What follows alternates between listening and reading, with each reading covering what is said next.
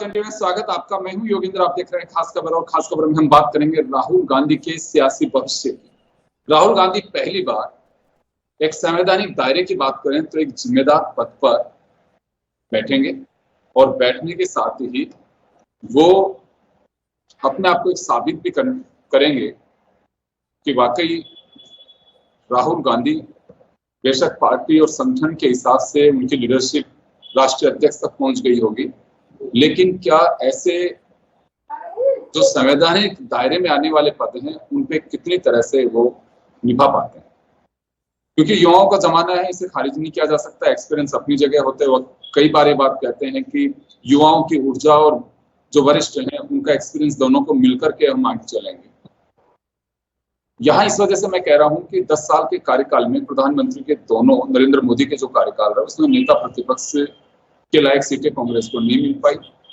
अभी तीसरे कार्यकाल के वक्त इन्हें सीटें मिली हैं। ऐसे में कांग्रेस का एक सही डिसीजन है कि राहुल गांधी को उन्होंने नेता प्रतिपक्ष बनाया। कुछ लोगों का ये भी कहना है कि जब मनमोहन सिंह प्रधानमंत्री थे तो लास्ट के टाइम पे राहुल गांधी को प्रधानमंत्री बना देना चाहिए था, ताकि उससे वो साबित कर सके। और रेस की जहां तक बात आएगी तो उसमें कहा जा सके कि एक स्वाभाविक एक उम्मीदवार के रूप में राहुल गांधी भी।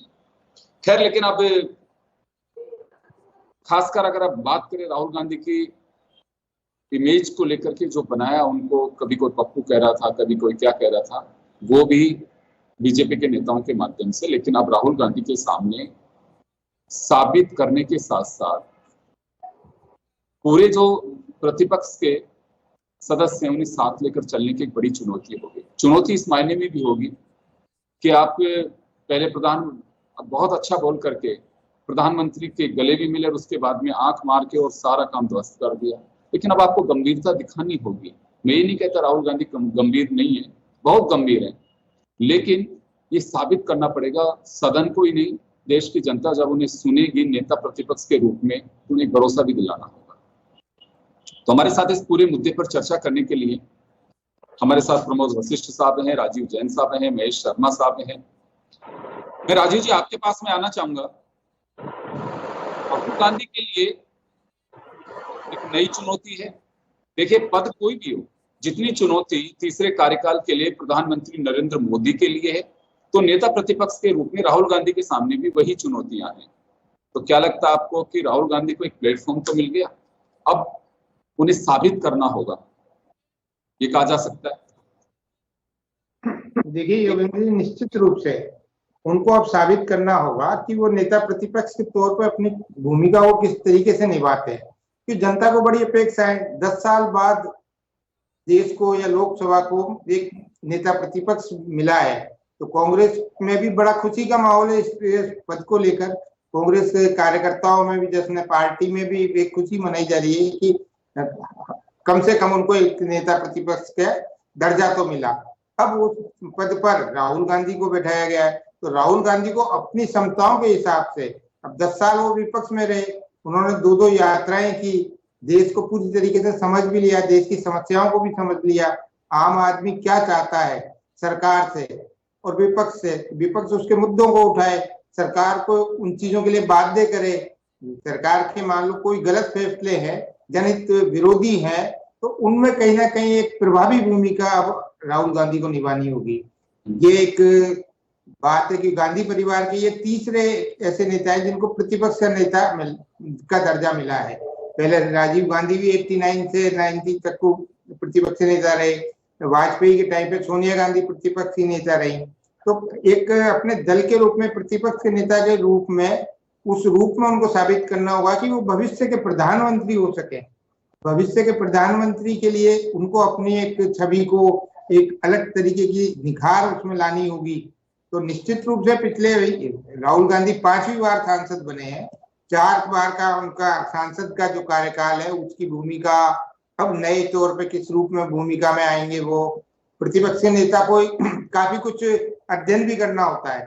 सरकार की जो योजनाएं होती हैं वो उनमें कई कमियां खामियां रहती है, उनको उजागर करना प्रतिपक्ष का सबसे अहम काम है। और कहीं गलत फैसले हो रहे हैं, कहीं जनता पे किसी तरीके के अत्याचार या कुछ किसी भी तरीके की चीजें हम देख लें, तो उनको एक असरदार तरीके से लोकसभा में, संसद में उठाना होगा, जिससे जनता कहीं ना कहीं उनके प्रति आकर्षित हो, पार्टी के प्रति आकर्षित हो। और एक और चुनौती उनके सामने रहेगी, इस बार जो विपक्ष है, संपूर्ण विपक्ष इंडिया गठबंधन के नाम से चुनाव लड़ा था।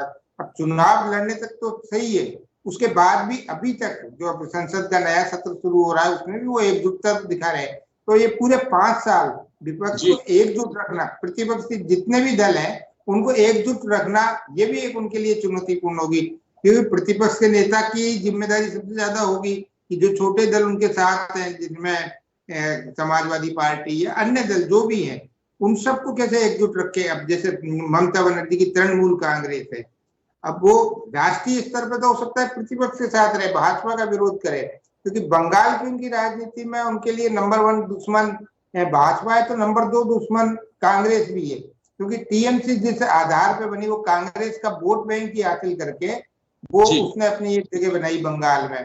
तो ऐसे दलों को राष्ट्रीय स्तर पे, प्रदेश स्तर पे टकराव होता है दलों में। जब प्रदेश स्तर पे कहीं आम आदमी पार्टी वो पंजाब और दिल्ली में कांग्रेस के खिलाफ है, लेकिन राष्ट्रीय स्तर पर भाजपा के वो भी खिलाफ है, ये भी खिलाफ है, तो उनको किन मुद्दों पर और किन नीतियों के आधार पर एक प्रतिपक्ष के रूप में एकजुट रखना, ये भी एक राहुल गांधी के लिए बड़ी चुनौती की बात है।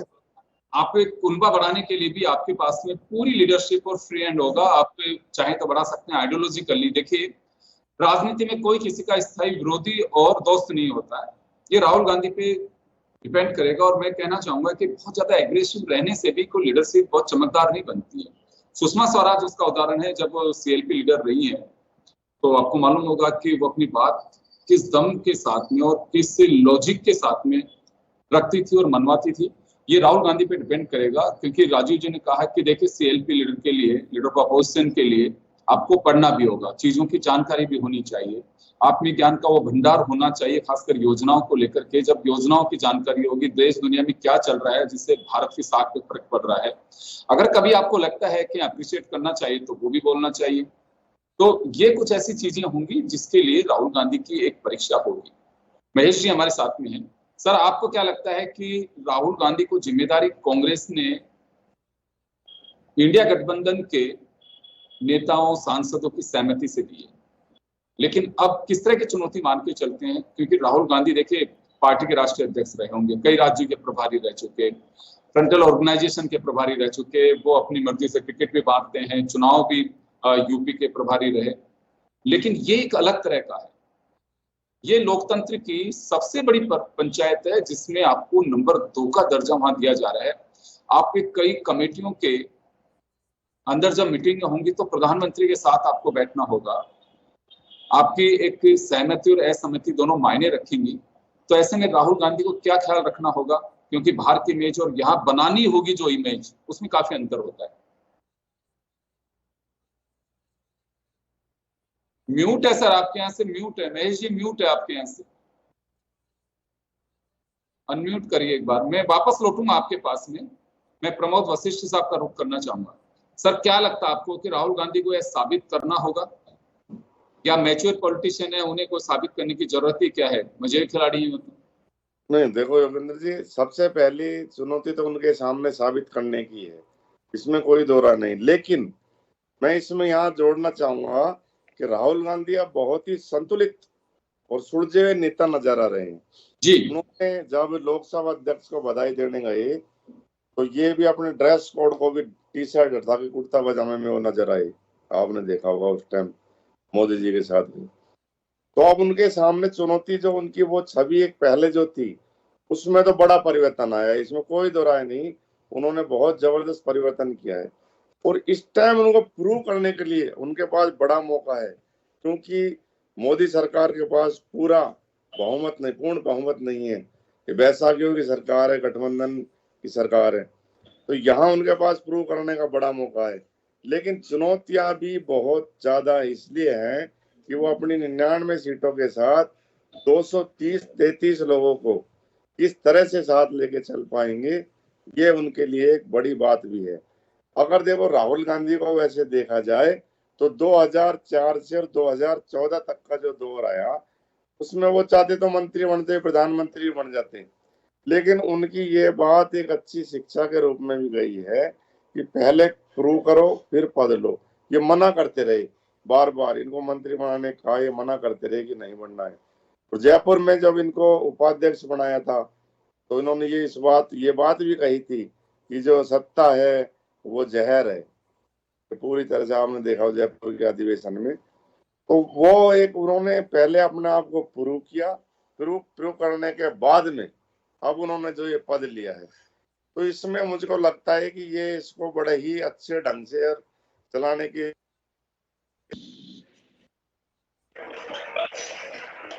जी बिल्कुल बिल्कुल, आप सही कह रहे हैं। कहीं से शोर आ रहा है। जी नहीं, जी प्रमोद जी, कंटिन्यू अगर आप कुछ और कहना चाह रहे हैं तो बीच में। हाँ, जैसे उन्होंने लोकसभा अध्यक्ष पर प्रत्याशी खड़ा कर दिया, फिर उसके बाद में वोटिंग के लिए भी चले गए, मांग रख दी कि हमको डिप्टी स्पीकर का पद चाहिए, और फिर वहां जाके वोटिंग भी नहीं कराई, मत विभाजन हुआ ही नहीं, और वैसे ही उनको चुन। तो ऐसी गलतियां इनको नहीं करनी। इसमें दिक्कत यहाँ ये आई कि इन्होंने अपने गठबंधन के साथियों को विश्वास में नहीं लिया, तृणमूल कांग्रेस हो या और हो। अगर ऐसी गलतियां उन्होंने प्रतिपक्ष का नेता रहते करी तो उनको बड़ी यहाँ समस्या उसको झेलनी पड़ सकती है। तो इसमें एक तरह से पहली जो उनकी परीक्षा थी लोकसभा अध्यक्ष की, उसमें मात गई। हो सकता है अगर वो समझौता बिना शर्त के भाई चलो हम समर्थन देते हैं तो डिप्टी स्पीकर का पद शायद मिल जाता, लेकिन अब तो मुश्किल लगता है कि अब तो कोई संभावना ही नहीं, क्योंकि उन्होंने खड़ा कर दिया, मत विभाजन की स्थिति भी आ गई थी, तो अब तो डिप्टी स्पीकर का पद। तो बड़ी सूझबूझ से और बड़ी टेक्निक से, अब देश इतने बड़ा देश का मामला है, तो एक तरह से वो जनता की आवाज उठाने वाले प्रधानमंत्री के रूप में पेश है। उनको बहुत चुनौतियां, बहुत ही सूझबूझ, बहुत ही फैसले, अपने बोलचाल भाषा हर तरह से अपने साथियों को साथ लेके तो चुनौतियों के साथ करना पड़ेगा। लेकिन अगर उसमें घेर पाए मोदी सरकार को जो बैसाखियों पर है, तो वो अपने आप को प्रूव भी कर देंगे या अगले कुछ महीनों में आ जाएगा पूरी तरह से। बिल्कुल आप सही कह रहे हैं। देखिए, मैंने पहले भी कहा कि उनके अपने एक राइट्स भी होंगे। पहले अक्सर बीजेपी ये कहा करती थी कि भाई राहुल गांधी को किसी हैसियत से किस चीज में बुलाया जाए। अब प्रोटोकॉल का जहां पे भी बात होगी तो लीडर ऑफ अपोजिशन के नाते वो खड़े होंगे। बहुत सारी ऐसी जगह होंगी जहां प्रधानमंत्री नरेंद्र मोदी होंगे, वहां पे अपोजिशन के नेता भी होंगे, और इसी तरह से देश दुनिया के नेता आने वाले जो होते हैं उनके स्वागत सत्कार, उनके भोज, उसमें भी राहुल गांधी की उपस्थिति रहेगी। एक बड़ी बात है, क्योंकि बीजेपी अक्सर यह कह करके उन्हें खारिज करती रही है कि किस हिसाब से उन्हें क्यों तवज्जो दिया जाए, सिंपल सांसद हैं वो। तो ये अक्सर एक बात सुनने को मिलती थी, जो मुझे लगता है कि राहुल गांधी प्रूव करके साबित करेंगे कि एक सिंपल सांसद नहीं, राहुल गांधी कांग्रेस के नेता हैं और नेता प्रतिपक्ष के रूप में, जैसा अक्सर आर्टिकल्स आते हैं देशों में भी ये बात कही जाती है कि लोकतंत्र की मजबूती के लिए मजबूत सरकार के साथ साथ एक मजबूत विपक्ष का होना भी बहुत जरूरी है। महेश जी, आपके पास में आना चाहूंगा और मैं जानना चाहूंगा कि राहुल गांधी के सामने चुनौतियां हैं, इसे खारिज नहीं किया जा सकता, खुद भी मानते होंगे वो, लेकिन उन्हें साबित करने के लिए करना क्या होगा? देखिए, अपने स्थापित करने के लिए सबसे पहला उनको पहले तो अपने आप को सदन में स्थापित करना होगा जी, और इसके बाद में सदन के बाहर भी उनको स्थापित करना होगा।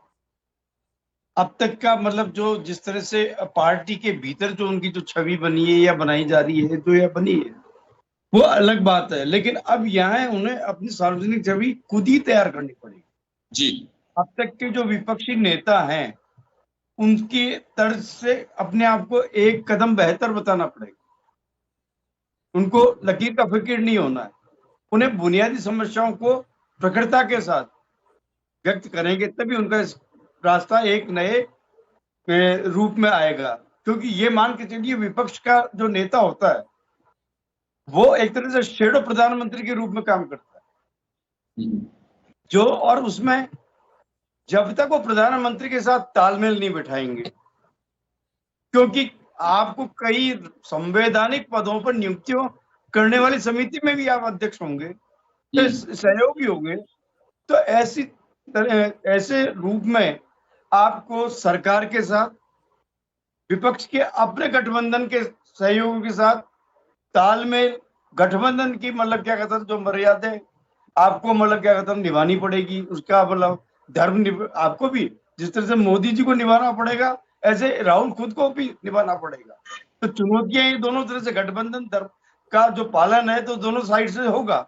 लेकिन अब ये सवाल ये आ रहा है कि अब आपको अपनी इमेज और तरीके से बनाने के लिए आपको एक तरह से ये अवसर मिला है, आप भावी प्रधानमंत्री बन सकते हैं। और भावी प्रधानमंत्री बनने के लिए आने वाले चुनावों में पार्टी को वापस से जीत दिलानी है, इंडिया गठबंधन को भी जीत दिलानी है। अभी महाराष्ट्र है और जो 3 राज्यों के अंदर जो है, हरियाणा और दिल्ली वगैरह में जो चुनाव होंगे, उसमें कांग्रेस के साथ साथ ही आपको गठबंधन के दलों को भी विजय दिलानी होगी, तब जाकर के आपका मतलब क्या होता है स्वीकार्यता मजबूती हो पाएगी। ठीक बात है। गठबंधन में होगी। तो ये है कि संसद से बाहर, संसद के भीतर और स्वयं के व्यक्तित्व के निर्माण के लिए बहुत जरूरी है। इसके लिए उनको पूरा अध्ययन करना पड़ेगा और मतलब हर विषय को समझना पड़ेगा, क्योंकि दायित्व है, अवसर है, अवसर मिला है तो आदमी वैसे भी प्रयास करता है। लेकिन हाँ, ये है कि अब एक भी गलती उनके लिए भारी हो सकती है। और साथ साथ ही आपके सामने जो भाजपा है और उसका नेतृत्व है, उसका विराट व्यक्तित्व है, उसके बराबर आपको मतलब क्या कहता है ना, ऐसा नहीं हो कि आप बोने साबित हो जाए। एक वो उसके बराबर का कद आपको बनाना पड़ेगा, तब जाके आपको मतलब क्या आपकी सार्थकता सिद्ध होगी। बिल्कुल आप सही कह रहे हैं, इसमें कोई संदेह नहीं है कि राहुल गांधी के लिए एक बड़ा प्लेटफॉर्म मिला है, लेकिन अब उन्हें साबित करना होगा, लोगों को साथ लेकर के चलना होगा। अक्सर ये कहा जाता है कि अच्छे स्पीकर बनने के लिए आपको एक अच्छा लिसनर और रीडर होना चाहिए। जहां बात निकल करके आ रही है कि राहुल गांधी को अध्ययन पे ध्यान देना होगा, चीजों को खंगालना होगा, तब जाकर के ये रहेगा कि हाँ उनके टिप्स पे चीजें हैं। पढ़ा पढ़ाया अगर रटा करके को भाषण दे दे या लिख करके दे दे तो उसमें नहीं, एक दिखना चाहिए कि राहुल गांधी की अपनी खुद की तैयारी है। आंकड़े आप पे टिप्स पे याद नहीं रहते हैं, लेकिन लिख करके लेके आ सकते हैं। अगर आप पूरी स्क्रिप्ट ही दूसरे की तैयार की हुई देखेंगे तो फिर उसमें आपकी वो लीडरशिप में जो निखार आना चाहिए उसमें कहीं ना कहीं एक सवाल खड़े होंगे। और विपक्ष का लीडर आपके बनने के बाद में, क्योंकि अभी तो 2 दिन हुए हैं, अभी लोकसभा के शुरू हुए, निशाने पे आप पूरे वक्त पहले भी रहे हैं। और बीजेपी कहती है कि एक स्ट्रेटेजी का हिस्सा है कि राहुल गांधी को हम मंच से, गांधी परिवार राहुल गांधी का नाम लेते हैं, क्योंकि उनसे कोई कमजोर नेता नहीं है। लेकिन ये बीजेपी की सोच हो सकती है, लेकिन जो समीक्षक हैं या फिर टिप्पणीकार हैं, उनका साफ कहना है कि आपने एक स्थापित नेता के रूप में फिट कर दिया कि राहुल गांधी नेता तो राहुल गांधी है जिनसे मोदी टक्कर ले रहे हैं। मैं राजीव जी के पास में जाना चाहूंगा। राजीव जी, कई बार राहुल गांधी को लेकर के बीजेपी के नेता कहें, आपने सुना भी होगा कि ये हमारे लिए सहज है कि राहुल गांधी नेता बने रहे, उससे हमें फायदा हो रहा है। लेकिन बीजेपी की एक भूल रही कि राहुल गांधी ने खुद को यात्रा करके 2 यात्राएं की, उनसे भी साबित किया और एक ठप्पा लगा दिया कि लीडरशिप राहुल गांधी के रूप में है, जिससे बीजेपी को बेचैन करती है। कहने में और जो मन से आप बोलते हैं तो पब्लिक के जो जहन में घर कर जाती है बातें, उसमें बड़ा अंतर होता है। तो अब लगता है कि जो बीजेपी कहा करती थी अब उस पर ठप्पा भी लग गया है। अब राहुल गांधी को साबित करने का जो वक्त है उसमें कुछ चीजों का ख्याल भी रखना होगा। देखिए योगेंद्र जी, बिल्कुल सही कह रहे हैं आप। मैं महेश जी की बात को आगे बढ़ाऊंगा। जैसा उन्होंने कहा कि कहीं वो तालमेल जो सत्ता पक्ष है उसको बना के रखना चलना पड़ेगा राहुल गांधी को, तभी वो एक सक्षम प्रतिपक्ष के नेता के तौर पर साबित हो पाएंगे। क्योंकि होता क्या है, जो सत्ताधारी दल होता है वो प्रतिपक्ष के नेता को किसी न किसी बात पे उलझा लेता है या उससे टकराव ले लेता है। तो राहुल गांधी को अब एक समझदार नेता के तौर पर भी पेश होना होगा कि वो अनावश्यक टकराव से भी दूरी बना के रखें, क्योंकि सत्ता पक्ष तो चाहेगा कि वो टकराव करें, जिससे कम से कम उनको अपने बोलने का या अपनी भूमिका निभाने का कम से कम अवसर मिले। वो ये सरकार को उस ढंग से नहीं घेर पाए। तो राहुल गांधी को ये सतर्कता भी, ये सावधानियां भी बरतनी होगी। जी आप कुछ कह रहे थे? मैं कह रहा था थोड़ा शॉर्ट में, क्योंकि समय होता जा रहा है। मैं आप तीनों के पास में कहना चाहता हूँ। मेरा इतना ही कहना था कि उनको सतर्कता, सावधानी बहुत जरूरी है अपने पद के साथ ही वो अनावश्यक विवादों में कहीं सत्ता पक्ष से नहीं उलझ जाए, क्योंकि सत्ता पक्ष ये कोशिश करेगा कि उनको उलझाने की, टकराव में लाने की। तो कहीं ना कहीं उनको उन चीजों से टालना होगा और पूरे पुरजोर तरीके से जो एक प्रतिपक्ष की जिम्मेदारी होती है सत्ता पक्ष को घेरने की, वो निभानी होगी। जी बिल्कुल। प्रमोद जी, आपके पास मैं आना चाहूंगा। देखिए, बड़े राइट्स होते हैं लीडर ऑफ अपोजिशन के, और मुझे लगता है क्यों देश और दुनिया देखती है कि हाँ क्या कुछ पार्लियामेंट में हो रहा है। बहुत सारे लोग देखते भी हैं, सीखते भी हैं, लिखते भी हैं। हम विदेशों के अखबारों के आर्टिकल्स कई बार देखते हैं, पार्लियामेंट में लिखते, उसकी वजह यही होती है कहीं से देख के सुनती है तभी लिखा जाता है। या राहुल गांधी को राजू जी ने एक बड़ी बात कही कि देखिए कुछ प्रपंचों से बचना होगा, कंट्रोवर्सी से बचना होगा, खुद के साथ साथ सरकार को मजबूर कर सकते हैं जवाब देने के लिए। इन्हें वो अधिकार भी होगा कि अगर सरकार किसी सदस्य के मामले में जवाब ठीक से नहीं दे पा रही है तो स्पीकर से लिबर्टी लेकर के वो बीच में पूछ सकते हैं कि इसमें सरकार ठीक से उत्तर नहीं दे रही है और इसमें क्या है। तो यहाँ आपको लगता है कि राहुल गांधी को कुछ चीजों का ख्याल और रखना होगा? नहीं, देखो, इसमें कोई दोहरा नहीं है योगेंद्र जी कि अब संसद में पहले की तरह बैठना राहुल गांधी के लिए बड़ी मुश्किल पैदा कर देगा। अब उनको पूरी तैयारी के साथ संसद में आना पड़ेगा।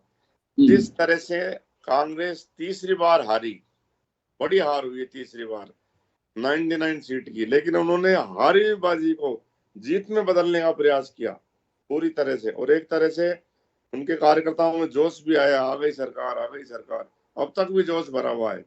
इसी जोश के साथ ये संसद में भी अपनी, वहां जोश नहीं, वहां दिमाग चलेगा, वहां आपकी सोच चलेगी, वहां आपकी तैयारी चलेगी, वहां आपके संविधान की जो किताब जो आप दिखा रहे हैं उसमें क्या है, अंदर क्या है, वो आपको प्रदर्शित करना होगा।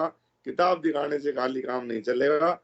जब आप वहां बाजी पूरी तरह से, क्योंकि भारतीय जनता पार्टी में भी बहुत घुटे घुटाए नेता हैं, वो एक एक शब्द को पकड़ते हैं, एक एक लाइन की को।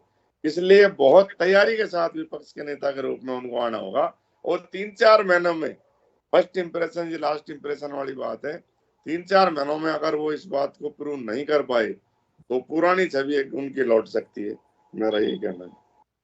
बिल्कुल, आप सही कह रहे हैं कि यहाँ बहुत केयरफुल रहना होगा राहुल गांधी को, और सजगता के साथ में तमाम चीजें, केवल पार्टी का ख्याल नहीं, आपको देश पे भी निगाहें रखनी होगी। कहाँ जनहित की चीजें हैं, गौण की जा रही हैं, सरकार कहाँ बचना चाह रही है, तो ये खुद पे भी डिपेंड करेगा। मैं महेश जी के पास में जाना चाहूंगा। सर, ये वक्त तो है ही राहुल गांधी के पास में, लेकिन कुछ विवाद भी उनके साथ में पहले से जुड़े रहे हैं या जानबूझ करके उनके विरोधियों के निशाने पे रहे हैं।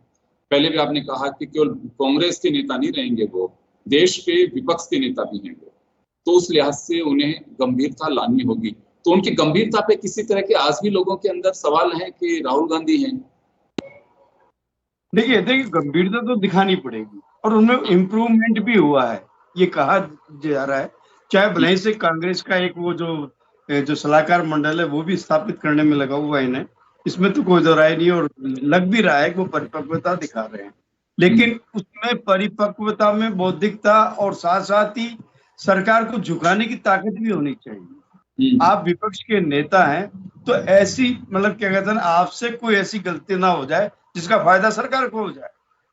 आपको अब ये चीज नहीं कहनी पड़ेगी, क्योंकि आप जो लोकतांत्रिक या लोकतांत्रिक संस्थाएं खत्म हो रही है या वगैरह, क्योंकि आप उस चाहे उस समिति के सदस्य होंगे, और यहाँ तक कि आपको ऑडिटर जनरल की जो रिपोर्ट जो है उस पे भी आपको मतलब बड़े बारीकी से अध्ययन करना पड़ेगा और सरकार को कटघरे में लाने की कोशिश करनी होगी। ये नहीं होगा कि आरोप लगा दिया, आरोप नहीं, अब आरोप नहीं, तथ्यात्मक, मतलब क्या कहते हैं, वो जो आपके विषय पे पकड़ जो होनी चाहिए वो अपने आप को सिद्ध हस्तता दिखानी पड़ेगी। अब दूसरा, विदेश में भी आपकी भारत की छवि बनानी पड़ेगी कि मेरी छवि कुछ है अंतरराष्ट्रीय, क्योंकि विपक्ष का नेता बहुत बड़ा, मतलब हमारा, अगर हम देश में सबसे बड़े लोकतांत्रिक देश होने के दावा कर रहे हैं तो उसके लोकतांत्रिक देश के विपक्ष का नेता भी एक बड़ा उसकी प्रतिष्ठा है। उस प्रतिष्ठा को उसको स्थापित करने के लिए, ताकि है कि आपकी आवाज सुनी जाए। पहले आप एक सांसद के रूप में अपने आप को प्रेजेंट कर रहे थे, सांसद की प्रतिष्ठा अलग है और विपक्ष के नेता की प्रतिष्ठा अलग है। ऐसे सूरत में आपको सांगोपांग समय देना पड़ेगा, आपको देर रात तक, जब तक लोकसभा नहीं चलेगी तब तक आपको बैठे रहना पड़ेगा। आपको सारी हर छोटी मोटी बारीक चीजों को भी पकड़ना पड़ेगा। दूसरा, सहयोगी जो आपके विपक्ष गठबंधन का है उसके बचाव के लिए भी आपको खड़ा होना पड़ेगा। ऐसी बात नहीं कि आप अपने तक सीमित हैं या विपक्ष के नेता तक सीमित है, आपको दूसरे छोटे दल के लिए भी आपको पैरवी करनी पड़ेगी। बिल्कुल आप सही कह रहे हैं, क्योंकि आपके पास में बहुत सारे के अधिकार भी होंगे, आपके पास में आपकी आवाज होगी जो उस सर्वोच्च पंचायत में सुनाई देगी और आपको कहने का एक हक होगा। लेकिन ये आप पे डिपेंड करता है कि आप किस तरह से मजबूती के साथ आपका पक्ष है। समय आपको भरपूर मिलेगा, लेकिन ये डिपेंड करेगा कि ये समय हंगामे के बेट चढ़ाना है या आपको बोल करके सरकार को बातें करना है। क्योंकि पहले राहुल गांधी अगर बोल रहे हैं तो टाइम मिला नहीं मिला, लेकिन अब आप जब भी कोई बड़ी बहस या हाउस में किसी भी तरह की जिम्मेदारी प्रधानमंत्री होगी, उससे ठीक पहले आपको बोलने का अवसर मिलेगा। आपके सवाल जो हैं उनका जवाब देने के लिए सरकार को बाध्य होना पड़ेगा। एक इस तरह की एक नैतिकता मानी जाती है, हालांकि कोई रिटर्न में नहीं है कि सीएलपी लीडर का कोई सवाल उठाए तो उसका जवाब प्रधानमंत्री दे ही, लेकिन नैतिकता के नाते हम एक ऐसी बाध्यता मानते हैं। हालांकि वैसे भी राहुल गांधी जब भी कोई सवाल उठाते रहे, चाहे वो बेशक मखौल उड़ा के हों, कुछ भी हो, हाउस के अंदर जवाब उनकी बातों का जरूर आता रहे। लेकिन अब राहुल गांधी को खुद को भी साबित करना होगा कि वो एक मजे हुए खिलाड़ी के रूप में और जिस पद पर उन्हें बैठाया है उसके योग्य वो थे हैं और मजबूती के साथ में देश की बात को रख रहे हैं। तो चलिए, तो आप सभी का बहुत बहुत शुक्रिया और खास खबर में इतना ही। दीजिए इजाजत, नमस्कार।